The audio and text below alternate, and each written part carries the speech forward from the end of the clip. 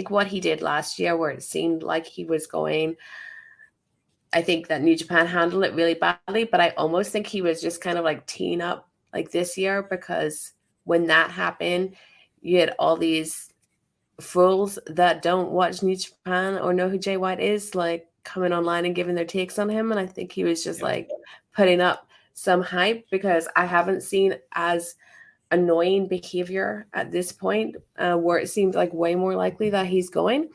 But if you had asked me a year ago or even less where he should go, I would have said 100% AEW.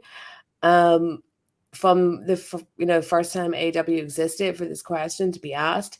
But now I'm actually saying WWE. I never thought I'd say that, but I'm saying it honestly because of how he was used during the Forbidden Door time. I'll never get over the shock of his debut being in like a backstage page skit. I just thought that was so bad.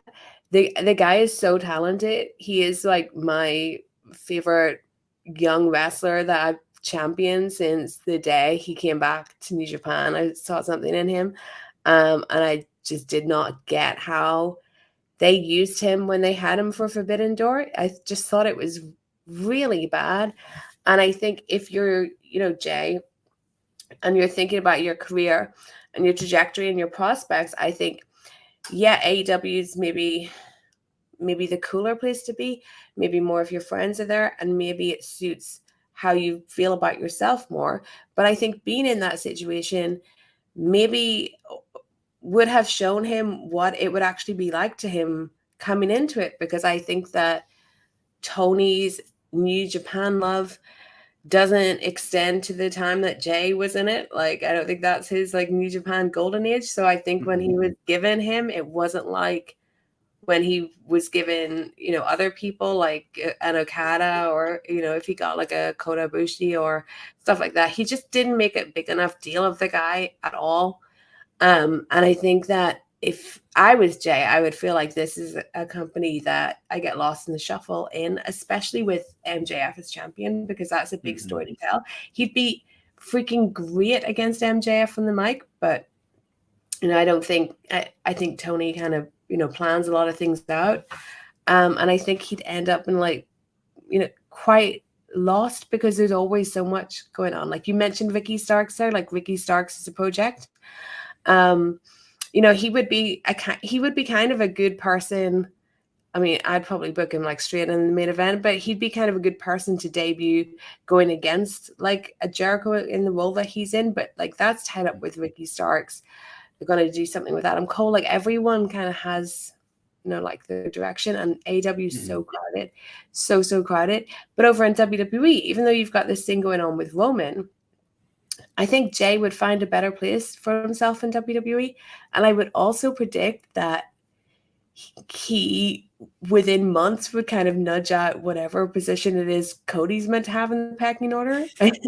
Like I could see that happening, especially under a Triple H regime, where he'd be like, oh, I know, like I've been there, done that with you, Cody. Like, but this guy here is, different. But yeah, I'm gonna say WWE, and I never thought I'd say that, but it's because of Forbidden Door and how all that was.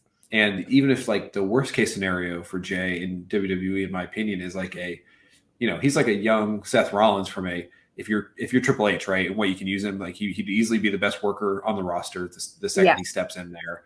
And that if that's like the floor for what career you could have in WWE, that's a pretty good one to take, and a very financially gratifying one at the same time. And what is he like? Is he like 27, 28? Do you know off the top of your head? I think he's hit 30 now. 30, okay. But like that's he's got 20 years ahead of him basically. Yeah. And if you can get if both companies are bidding for you, like this is just what I would do personally. Like you sign like a 3-year deal, and you can if you don't love it, then hey, you're out after 3 years. You can go if AEW's still around, whatever. But that's what I would do if I were him. And I think all the points you made are why that is the case. And he can be, in WWE they focus on 12 people max at any given time. If you can break into that in that ratio and be on TV, have 1.5 million, 2 million people watch you for 15 minutes every week, like Yeah. that's way more than you get in AEW. And he's got, obviously his New Zealand accent is unique. He's got a great look. And like, he's a great promo, great in the ring. Like, it all makes sense. He feels like a guy that would come right in, be in the main roster. Yeah. And eat Cody's lunch, essentially, like you said, or Seth Rollins. You know, I think a lot of people would be threatened by him very quickly. He'd have to traverse that quickly and find out who not to piss off, etc. But if you can be a gaijin and be the New Japan champion, I think you're pretty good at that. So I wouldn't worry about that with him either.